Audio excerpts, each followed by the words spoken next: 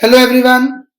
So today we take up with lecture number 4, that is proformas. We'll be taking up in today's lecture proforma, that is formats of profit and loss statement and balance sheet in case of a banking company. Okay, for a bank, as per the RBI guidelines, what schedules are to be followed and how to make profit and loss statement and balance sheet we will study today. All of you take out your notebooks and give this heading in your notebooks in the summary. In the summary, we have already left 5-6 pages.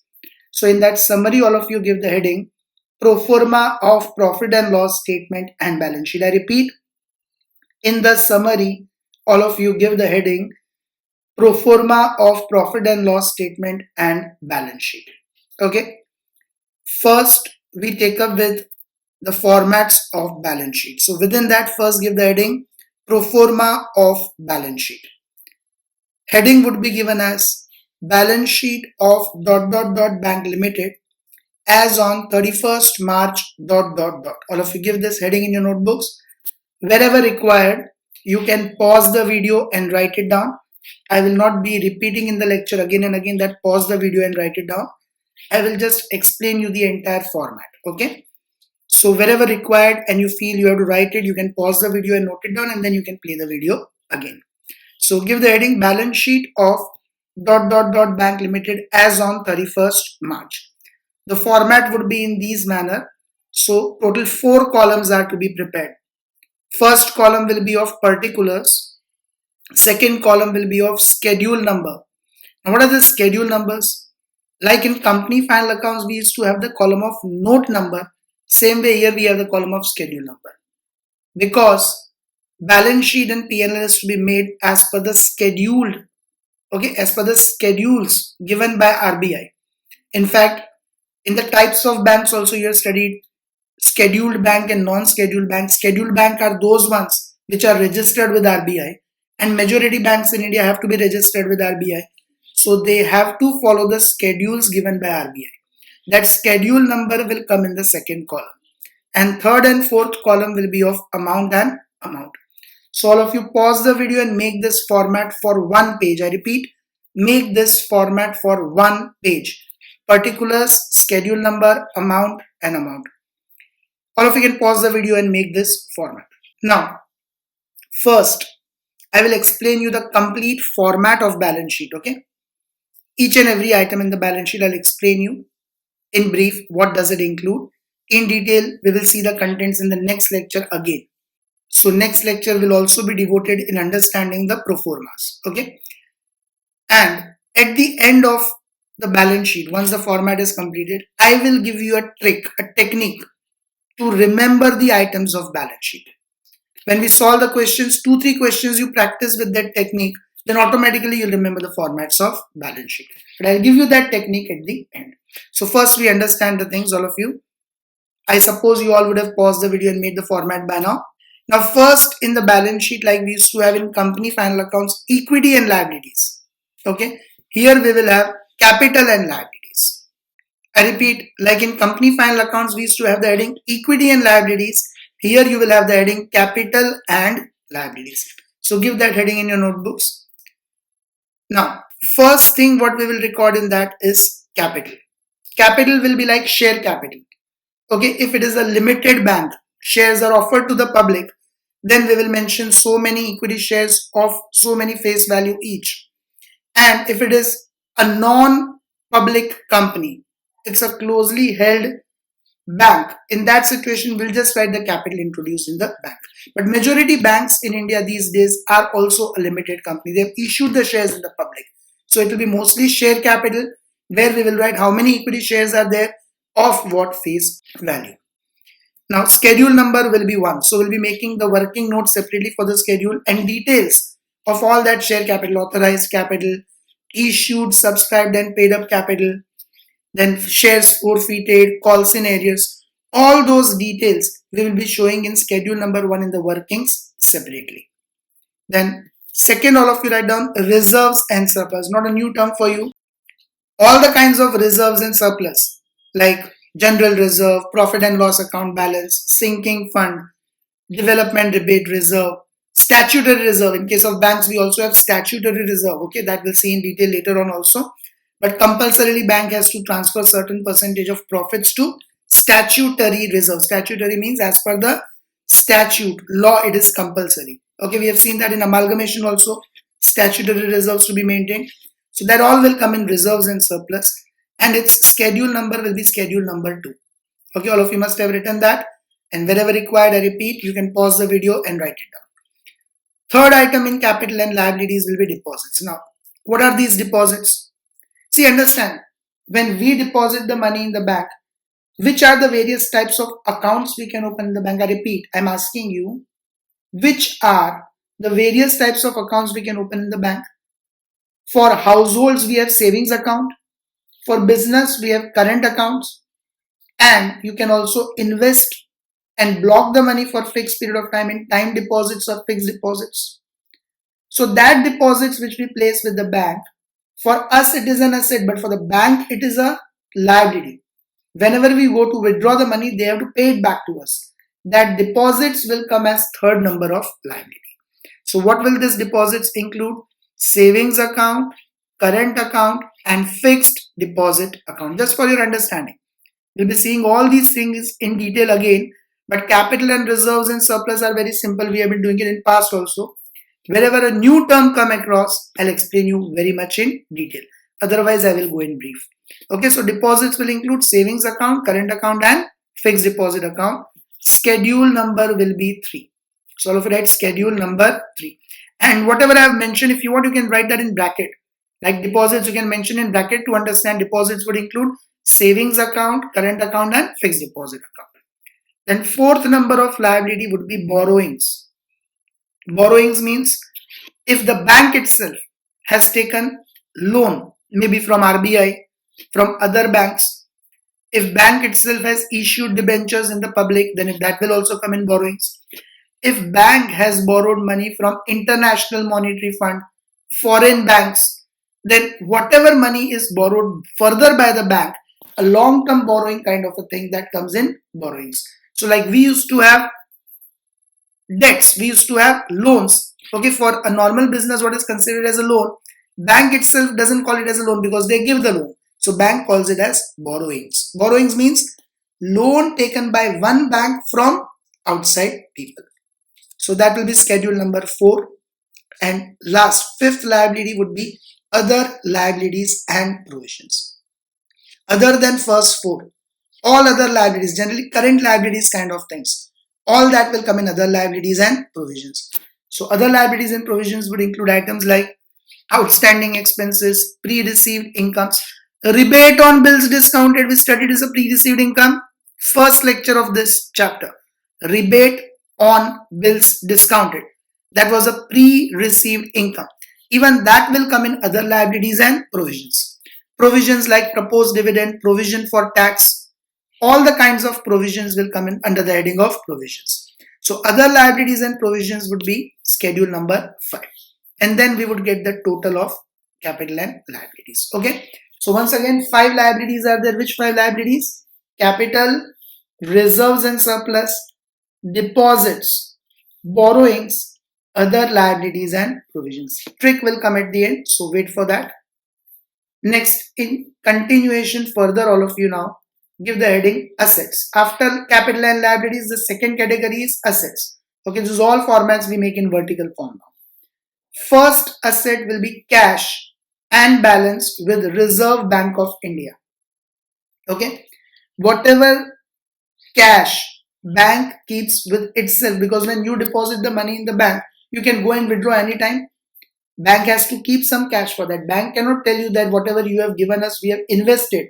We have given it as loans to borrowers. So right now you cannot withdraw. Whenever you go to withdraw the money in the bank through ATM or any other modes, you're always able to withdraw that money. Why? Because some cash bank is supposed to keep with them and some cash bank has to keep with RBI, so that if bank does not have cash, from that RBI cash they can withdraw and give you the money. Okay, that is called CRR. You must have studied in economics, cash reserve ratio. Okay, currently that CRR, cash reserve ratio, is 3%.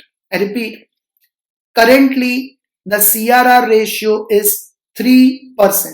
We will have that point in practical questions also. So if you want, you can note it down somewhere that currently the rate of CRR is 3%. Coming back to the things, schedule number will be 6. 5 schedules we have already seen in liabilities. Okay. Cash and balance with RBI, schedule number 6.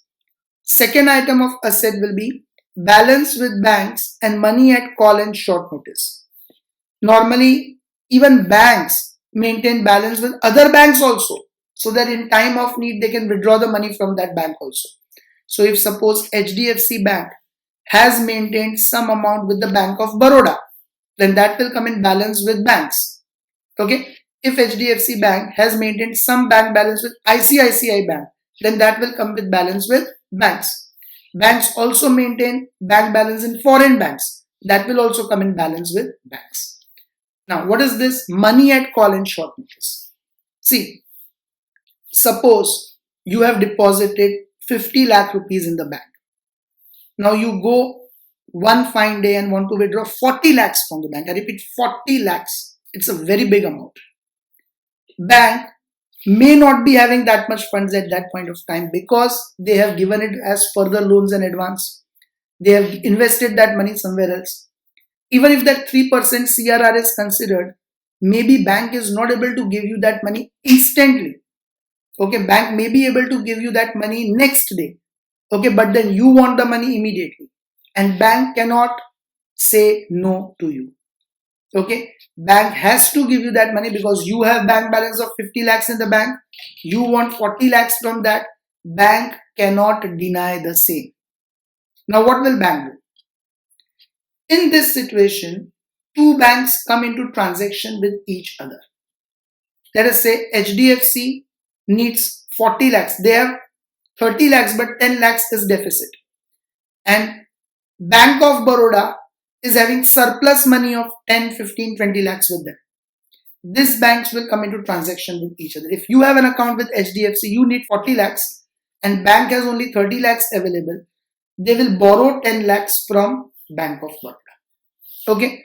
This is called money at call and short notice. Here, what will the manager of HDFC Bank do? He will call the bank manager of Bank of Baroda and say, I need some money immediately.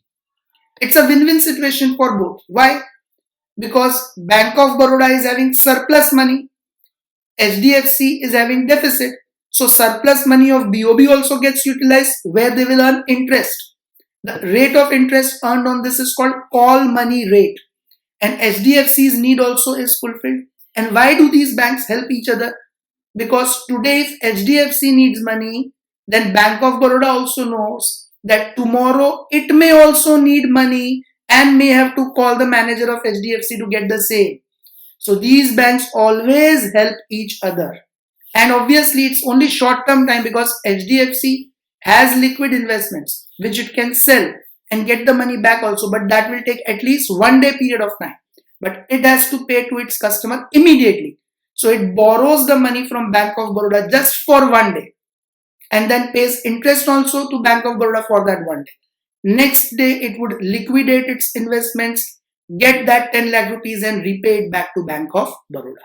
And why would Bank of Baroda give that money? Because Bank of Baroda knows that in future Bank of Baroda may also need the money, then it will borrow from HDFC. So it's a help which banks do to each other constantly. So what is this money at call and short notice? If one bank is in deficit of funds, then it calls the money at short notice from another bank and they also pay interest for this very short period of time, which may be few hours or just 1 or 2 days. And the other bank is also having surplus of funds, so they earn interest on that for that few hours or for few days. So this kind of money here, when they come in asset, means you have given the money to other bank. So if you have given the money to other bank for few hours or few days, which is pending on 31st March, it will come in money at call and short notice. Okay. So second item in balance sheet, balance with banks and money at call and short notice. Schedule number 7. Okay. Third item in assets would be investments. So bank also invests the money in shares, debentures, gold, properties. So wherever bank has invested the money, bonds, government bonds, that all will come in investments. Then fourth would be advances. Advances means the loans given by the bank. Okay, these are the main asset. Whatever money comes in the bank, majority goes in the form of loan. So bank gives the loan, three kinds of loans. One is loans, proper term loans, 10, 15, 20 years, housing loans, business loans, personal loans. Second is cash credits and overdraft, where you can withdraw excess money from what is lying in your bank balance. And third kind of loan given is bills purchased and discounted, where bank buy your bills and in future when the bills mature, bank will get the money from the same. And discount is what is the income earned by the bank. So three types of advances are generally given by the bank: term loans, cash credits and overdrafts, bills purchased and discounted. That will be as per schedule number 9. Then after advances, we will have fixed assets. Now generally banks have lesser fixed assets because they go for rent only. They are not manufacturing units or factory where huge plant and machineries buildings are there. Buildings are maximum time taken on rent, and in fixed assets the furniture etc. which is there in the bank, in the premises may be there. So only head office kind of buildings may be owned by the bank, otherwise majority branch offices etc. are generally run by the bank on rental basis. That's why fixed assets come below in the order. That would be as per schedule number 10. And after fixed assets, we'll have other assets.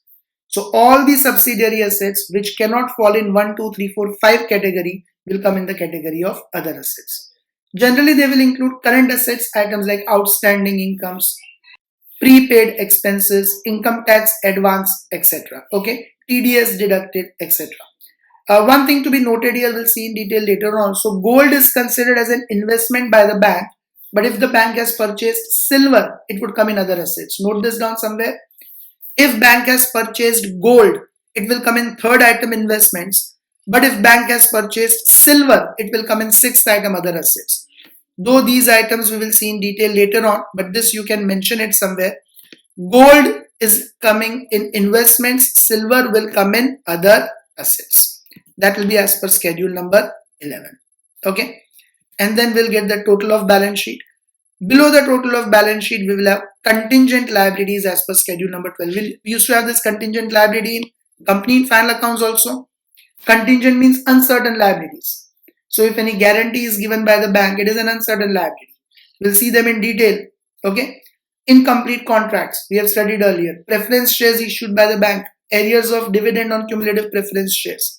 Then claims pending in the court of law. All this we have studied in company final accounts.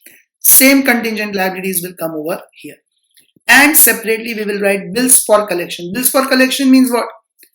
If your bill is going to mature after 3 days, 4 days, you go and deposit the bill in the bank so that bank can do the responsibility of collecting the money on your behalf.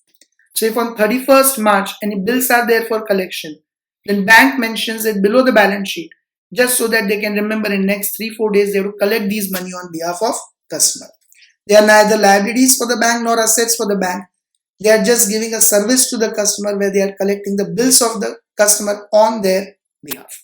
So below the balance sheet we would write A, contingent liabilities as per schedule number 12, B, bills for collection. Now, the trick. How to remember these items? Okay, very first of all in assets, I'll tell you one more thing. In company final accounts and even in 11th and 12th standard, we have seen the balance sheet of proprietorship and partnership firms and joint stock company. We have followed mercantile order. Mercantile order means first we show fixed assets, then we show investments, then we show current assets. Means liquid assets come at the bottom, whereas banks follow liquidity order. Liquidity order means liquid assets come first. See this: cash and balance with RBI, balance with banks and money at and call and short notice investments, then advances, illiquid asset, then fixed assets, more illiquid asset. So banks don't follow the mercantile order of balance sheet. What is mercantile order? Illiquid assets come in the beginning, liquid assets come at the end. What is liquidity order? Liquid assets come in the beginning, illiquid assets come at the end. Banks follow which order of balance sheet? Liquidity order.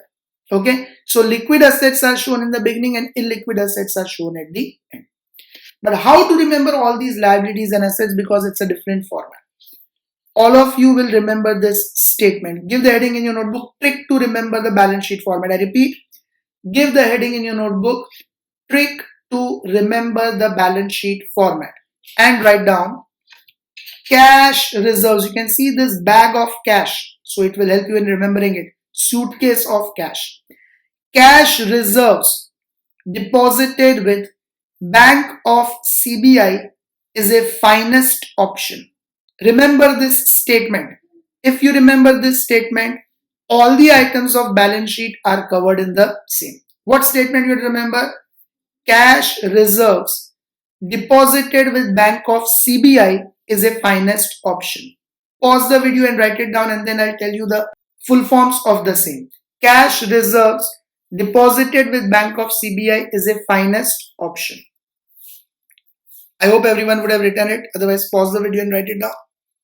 Now in cash, C stands for capital. In cash, C, first letter C stands for capital.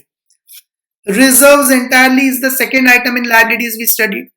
Deposited, so deposits is the third item in balance sheet we studied, okay? Cash, C, capital. Reserves, reserves.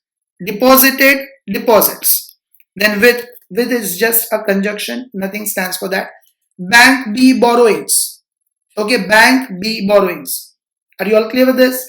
And of O, other liabilities and provisions. These are all the liabilities. Cash C, capital. Reserves, reserves. Deposited, deposits. With bank B, borrowings. Of O, other liabilities and provisions. Now coming to assets. CBI, C, cash with RBI. Okay, we studied in assets just now, first item, cash and balance with RBI. So C stands for cash and balance with RBI. B, balances with banks and money at call and short notice. I repeat, B, balances with banks and money at call and short notice. CBI, I, investments. Okay, in CBI, C, cash balance and balance with RBI. B, bank balance and money at call and short notice. I, investments. Is just a conjunction. A, advances.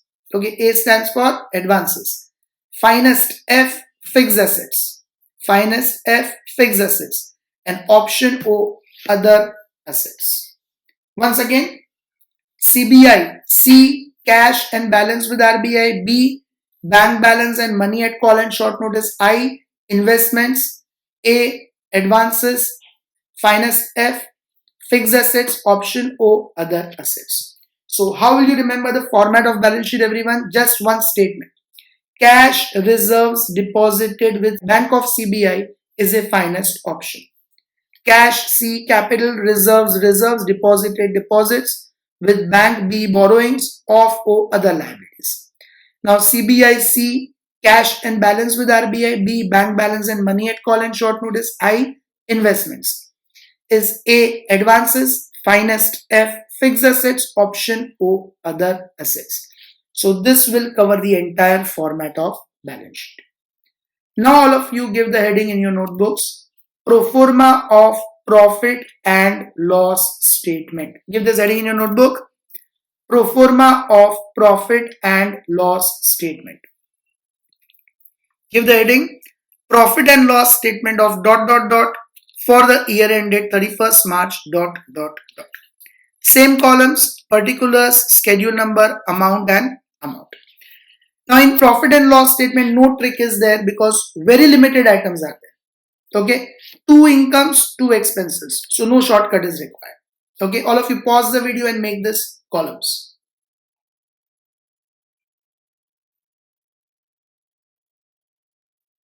I hope every one of you would have done these columns. Now first we will show income. So give the heading number 1, Roman 1. Okay, this I means Roman 1, income. As I said, only 2 incomes and 2 expenses. So which is the major income for the bank? Interest earned, schedule number 13. Why schedule number 13? 12 schedules are covered in the balance sheet and those schedule numbers are going to remain same. Now schedule number 13 will be interest earned. So all of you write down interest earned. Which is the major income for the bank? Interest earned. Interest on the loans given, cash credits, overdrafts, discount on bills, interest on investments. All these are the interest earned income for the bank, schedule number 30. And all other incomes of the bank will come in the category of other income, schedule number 14. Okay, all of you can pause the video and write it wherever required. So only two incomes for the bank: interest earned, schedule number 13, other incomes, schedule number 14, and then total incomes. Okay, you can pause the video and write it down. Continuing with the format of profit and loss statement. After incomes, second heading, all of you give Roman number 2. Okay, I stands for Roman number 2, expenditure. Now, as I said, two incomes, two expenses. Which is the major expenditure again for the bank? Interest. That savings account we keep with the bank, fixed deposit account we keep with the bank. On that, bank gives us interest. Bank does the borrowings from RBI and other banks. Bank pays interest on that. So very first major expense is interest expended. Schedule number 15. Okay, interest expended, schedule number 15. And all other expenses will come in the category of operating expenses, schedule number 16. Salaries, wages, administrative expenses, insurance, stationery and printing, advertisement, depreciation, all these will come in the category of operating expenses, audit fees. Okay, two incomes, two expenses, so no shortcut to remember. Two incomes, interest earned and other incomes. Two expenses, interest expended and not other expenses, operating expenses, not other expenses, operating expenses. Then give the heading provisions and contingencies. Within expenditure itself, give the heading provisions and contingencies. Two provisions we will show: provision for taxation and provision for doubtful debts like bad debts reserve. So within provisions and contingencies, we'll have provision for taxation and provision for doubtful debts like bad debts reserve. We studied that income recognition norm for RERA, real estate sector, 1%.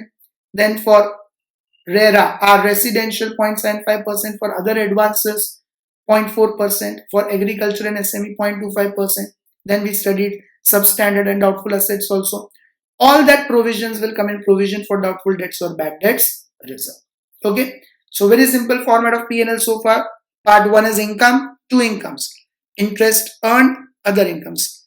Part 2 is expenditure, two expenses: interest expended, operating expenses. And then provisions and contingencies will include provision for taxation and provisions for doubtful debts. Now continuing further, okay, the total of expenditure would be done. Continuing further, all of you write down third item, profit or loss. First, net profit or loss for the year 1 minus 2. 1 was income, minus 2 was expenses. So incomes minus expenses will give us the net profit or loss for the year. In that, we will add profit or loss brought forward, opening balance. So last year, whatever profit and loss is carried forward to current year, opening balance of P&L account, that will be added in this third item of profit or loss. Net profit or loss for the year plus profit or loss brought forward. And fourth and last item, after doing the total of profit or loss, fourth and last item, appropriations.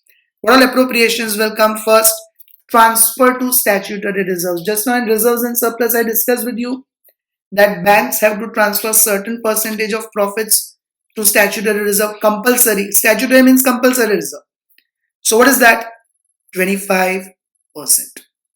Whatever is this net profit we have obtained in third item of current year, current year's profits 25% compulsorily banks have to transfer to statutory reserve under section 17 of Banking Regulation Act. I repeat, under section 17 of Banking Regulation Act, 25% of current year's net profit or loss compulsorily bank has to transfer to statutory reserve. Write down in bracket 25% of net profit. Then transfer to other reserves. Transfer to government or proposed dividend. Government, because generally governments hold major shares in the bank, so that dividend will be going to the government. Or if public holds the shares, then proposed dividend. And then whatever amount remains Third item, profit or loss total minus all these appropriations will be the balance carried forward to balance sheet. In balance sheet, we'll write this in second note, second schedule, that is reserves. Whatever is the appropriations balance carried forward to balance sheet would come in balance sheet in second item, that is reserves. And then we will do the total. Okay, so profit and loss statements format is very simple. Four parts are there. First part, incomes. Two incomes, interest earned and other incomes. Second part, expenses. Two major expenses, interest expended and operating expenses. Then below that we show provisions and contingencies. In that, provision for taxation and provision for doubtful debts. Third item, we find net profit or loss. How do you find the net profit or loss? Incomes minus expenses, and then profit or loss brought forward from the current year. And fourth item, appropriations. In appropriations, 25% of current year's profit is to be transferred to statutory reserve. Transfer to any other reserves. Proposed dividend will be appearing in appropriations. And then third item, profit or loss total minus three appropriations, what we have written, transfer to statutory reserves, other reserves and proposed dividend. Whatever amount remains will be the balance carried forward to balance sheet in note number 2, schedule number 2, reserves and surplus. So this is how we have to make the formats of P&L and balance sheet. I hope everyone is clear with that. Each and every content of P&L and balance sheet we will see in detail in the next lecture. Today's target is you all must be able to remember the formats perfectly well. That will be all for this lecture. Bye everyone. Take care. See you in the next lecture.